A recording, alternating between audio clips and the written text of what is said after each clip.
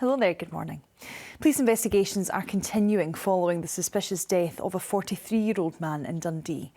Officers Long waits for diagnosis of neurodevelopmental disorders like autism and ADHD is harmful, particularly for children. That's according to the Scottish Liberal Democrats, who obtained waitlist figures through a Freedom of Information request.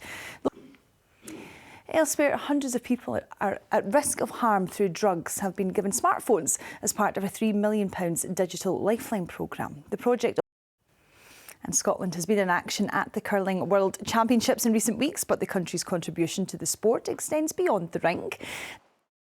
Let's take a look at the weather now, and Judith is with us. Good morning. I certainly am. OK, Judith, thank you very much for the update. And that's all from us for the moment, but we'll be back in around half an hour. Hope you can join us then. Bye-bye.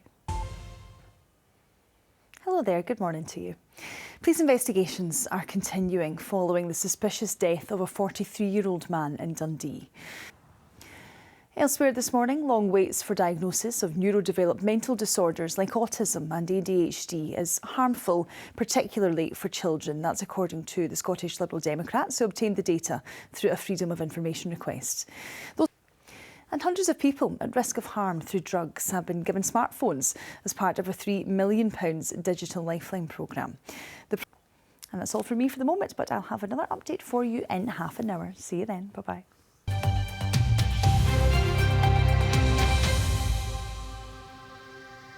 Hello there, good afternoon.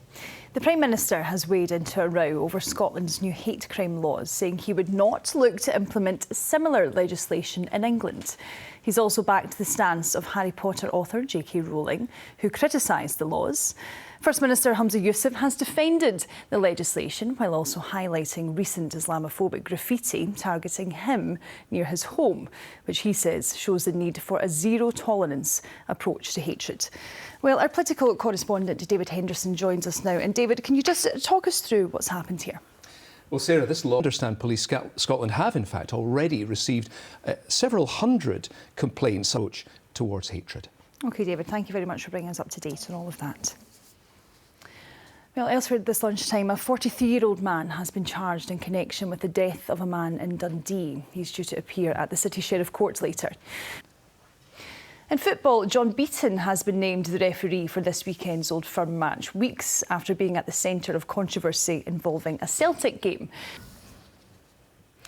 Now, so much of our way of life is now conducted online, but certain groups remain what is known as digitally excluded, including those affected by drug addiction and homelessness. A pilot project is now underway, giving phones, tablets and data plans to people who are accessing rehabilitation services. With more, here's our innovation correspondent, Laura Goodwin.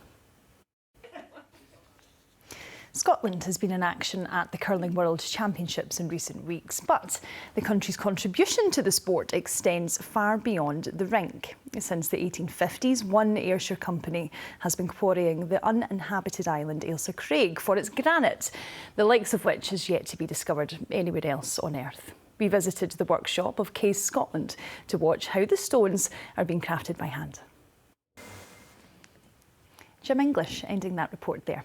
OK, that takes us into your weather forecast now. And Kirstine is with us, not looking very much like spring today. It certainly is not. Over the next few days too, Sarah. Thank you very much, Sarah. OK, Kirstine, thank you very much for the update.